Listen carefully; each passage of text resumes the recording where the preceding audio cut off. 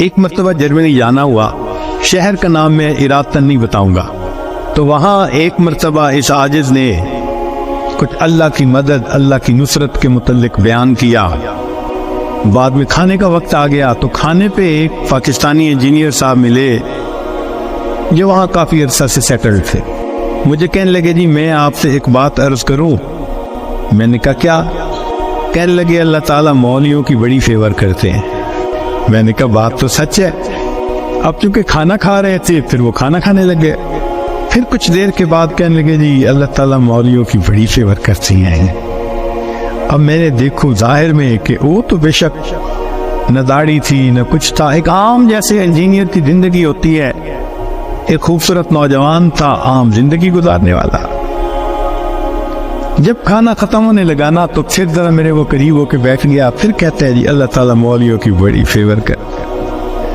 अब मुझे समझ लगी कि ये कुछ कहना चाहता है, लेकिन जरा इसको वक्त चाहिए, अलहदगी चाहिए।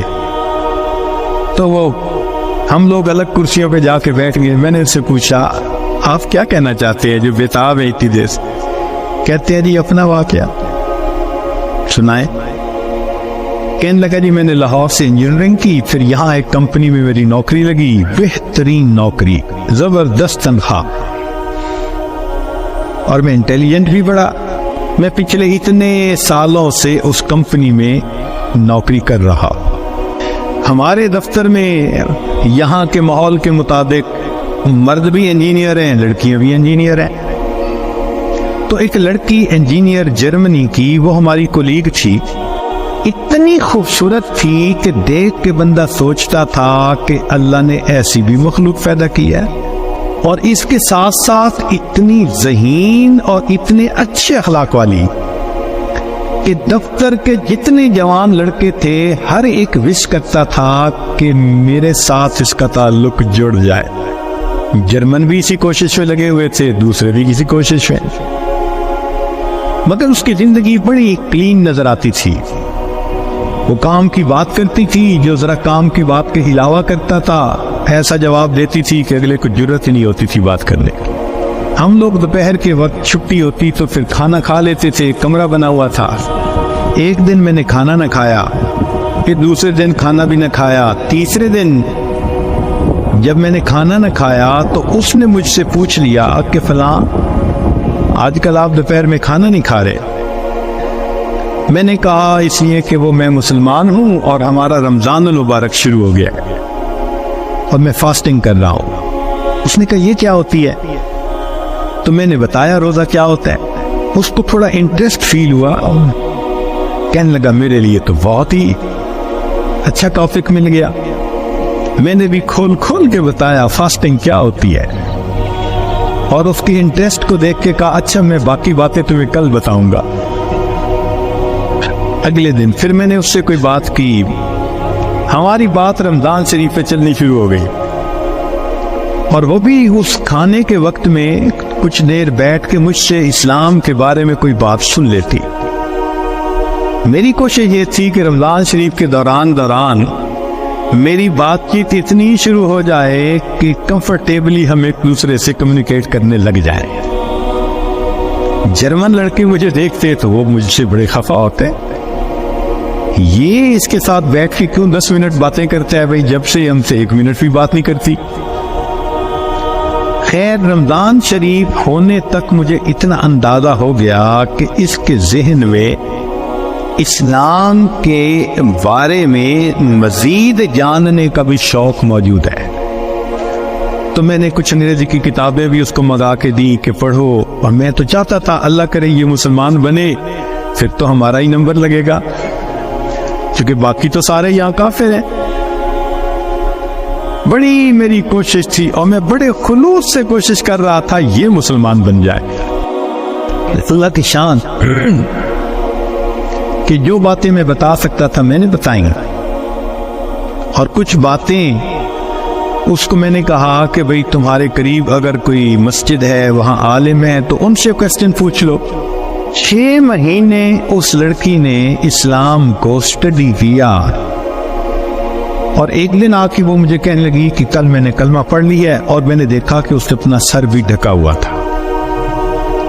तो ये इस बात की दलील थी कि ये मुसलमान बन चुकी। मेरी तो खुशी के इंतहा नहीं थी। मैंने ईशा के बाद 10 रकत शुक्राने के नफल पढ़े कि ये मुसलमान बन गई।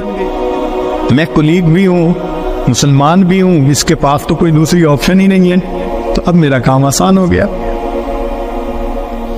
अब वो जब मौका होता नमाज भी पढ़ती, मगर जिंदगी चलती रही। साल में हमें छुट्टियां मिलती थी जो अक्सर वहां के मकामी लोग यूरोप में इधर उधर बीचेस पे गुजारा करते थे। बात चली कि भाई इस दफा छुट्टियों का प्रोग्राम क्या है। उसने कहा कि मेरा इरादा है कि मैं इस दफा टर्की जाऊंगी। सुने वहां बहुत मस्जिदें हैं और बहुत उलमा है, म्यूजियम्स हैं, तो मुझे जरा इस्लाम को और ज्यादा स्टडी करने का मौका मिल जाएगा।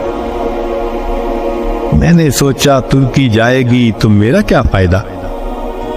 अब मैंने उसको आइडिया दिया, फूड फॉर थॉट। इनका तुम्हें क्या पता, असल तो दीन पाकिस्तान में है। इतनी मस्जिदें हैं, इतने ये उलमा हैं, इतने फला है। अब मैंने ऐसी सुहानी स्टोरी उसको सुनाई कि उसको लगा कि अगर मुझे दीन समझना है तो शायद वहां इंफॉर्मेशन ज्यादा मिल सकेगी। और इधर मैंने अपनी अम्मी को फोन भी कर दिया, अम्मी मैं कोशिश कर रहा हूं कि यहाँ से एक लड़की आ जाए पाकिस्तान, बस उसको फिर आप शादी के लिए तैयार करना, ये आपका काम होगा। अम्मी ने कहा बेटा बात ही कोई नहीं। मेरी बहन एक एमए इंग्लिश थी, एक एमए इकोनॉमिक्स थी। बहनों ने भी कहा तो एक दफा ले आओ उसको, हम उसको तैयार कर देंगे, मसला ही कोई नहीं। अब मेरी कोशिश कि किसी तरह ये सफर करे। 2-3 दिन वो सोचती रही, फिर उसने कहा कि अच्छा ठीक, मैंने इरादा किया है कि इन छुट्टियों में मैं पाकिस्तान जाऊंगी, मगर मैं अपनी अरेंजमेंट्स खुद करूंगी। तुम फ्लाइट नंबर बस बता दो, कब जा रहे हो। तो मैंने कहा ठीक।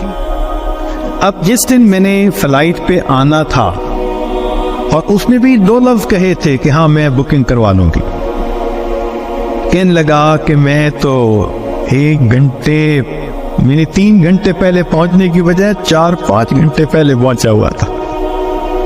जल्दी से चेक इन करवा के अब मैं तलाश कर रहा था कि कब आए। खैर उसको आने में कुछ देर हो गई, मगर मैंने देखा कि वो आ गई तो मैं बड़ा मुतमिन हो गया, अब ये पाकिस्तान आ रही है। खैर जब पाकिस्तान उतरे तो मेरे घर वाले रिश्तेदार सब मुझे रिसीव करने आए हुए थे। तो घर की औरतें उसको भी मिली। उसने कहा कि देखो मैंने होटल की बुकिंग करवाई हुई है और मैं इस वक्त थकी हुई हूं सफर करके, तो मैं सीधा होटल में जाऊंगी और कल जब मैं किसी वक्त फ्रेश होंगी ना तो औरतों को कहा कि तुम होटल आ जाना, मैं तुमसे डिस्कस कर लूंगी कि मुझे कहाँ कहाँ इंफॉर्मेशन मिल सकती है। मेरी बहनें उसको देख के तो हैरान हो गई और उन्होंने शादी की डेट और प्लानिंग वो भी शुरू कर दी। अगले दिन मेरी अम्मी गई और उसको कहा कि भाई आप होटल में क्यों रहती हो, हमारे घर में आओ। उसने कहा मैं जरा यहाँ कंफर्टेबल हूँ। अम्मी ने कहा चलो खाना खाने ही आ जाओ। उसने कहा ठीक। तो वो एक वक्त खाने के लिए घर अम्मी के साथ आ गई। हमारा घर डिफेंस के अंदर इतना बड़ा बेहतरीन महल नुमा घर था और बिजनेस था हमारा, कार डीलरशिप थी। अब जो कार डीलर हो वो तो करोड़पति होता है। छोटा भाई मेरा मुझसे भी ज्यादा खूबसूरत नौजवान। खैर मेरी बहनों ने बड़ी कोशिश की कि भाई किसी तरह वो हाँ कर दे कि मेरे साथ उसकी शादी से वो राजी है, मगर वो खामोश जाती, वो हाँ नहीं करती थी। परेशानी होने लग गई, दिन गुजर रहे और हाँ नहीं कर रही है। तो कहने लगे कि एक दिन जो है अम्मी ने कहा कि बेटा अगर तुमसे वो राजी नहीं तो तुम्हारा छोटा भाई भी तो है, हम उसकी ऑप्शन दे देते हैं। मैंने कहा ठीक है कोई बात नहीं। अम्मी ने छोटे भाई की ऑप्शन दे दी। वो सुन के फिर चुप हो गई। हत्ता के आधे से ज्यादा दिन गुजर गए। फर्ज करो 20 दिनों से रहना था तो 10-12 दिन गुजर गए। अब अम्मी को जरा फिक्र होने लग गई कि ये नहीं मानेगी। हम परेशान भी थे। अल्लाह की शान, एक दिन वो अम्मी के साथ बैठी बातचीत कर रही थी। कुछ कहने लगा, मेरे एक चचा हैं, तबलीगी बंदे हैं, सारा दिन मस्जिद में पड़े रहते हैं और काम ही कोई नहीं है उनको। उनका एक बेटा है और उस बेटे को उन्होंने जामिया अशरफिया से मौलवी बना दिया। वो चूंकि मेरे अम्मी के करीबी रिश्तेदार है, तो वो नौजवान हमारे घर आया अम्मी को कोई चीज देने के लिए। तो इस लड़की की जरा दूर से नजर पड़ गई कि एक बंदा है, दाढ़ी वाला भी है, टोपी भी है और वज़ाकता भी दीनी है। उसने मेरी अम्मी से पूछ लिया, ये कौन है? उसने कहा, ये मेरे देवर का बेटा है, आलिम है। उसने कहा, अच्छा, मैंने जो कुछ मसले पूछने थे वो मैं इससे पूछ सकती हूँ? अम्मी ने कहा। कहने लगा, अम्मी ने वो मौलवी साहब को बुला लिया और वो मौलवी साहब आके यूं निगाहें नीची करके खड़े हो गए। ये इसने एक दो बातें पूछी, उसने आगे से जवाब दिया और जैसे रूठा हुआ बंदा होता है वो मौलवी साहब चले गए।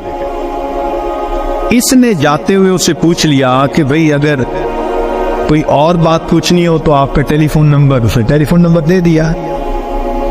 एक दो दिन टेलीफोन पे उससे बात करती रही। कहने लगी कि चौथे दिन हमें पता चला कि लड़की ने उससे खुद बात की, क्या तुम मुझसे निकाह करना चाहते हो? कहने लगे, मौलवी साहब ने जवाब दिया, मैं अब्बू से पूछूंगा, अब्बू से पूछूंगा।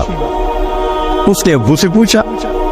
अब्बू ने कहा कि बेटा, सारी दुनिया इन मुसलमानों के लिए उसका मुल्क है, अगर तुम्हारा रिज़्क़ अल्लाह ने वहां लिखा है, तुम दीन की नीयत से जाओ, अल्लाह के दीन का काम करो वहां। कहने लगा, लड़के ने हाँ कर दी।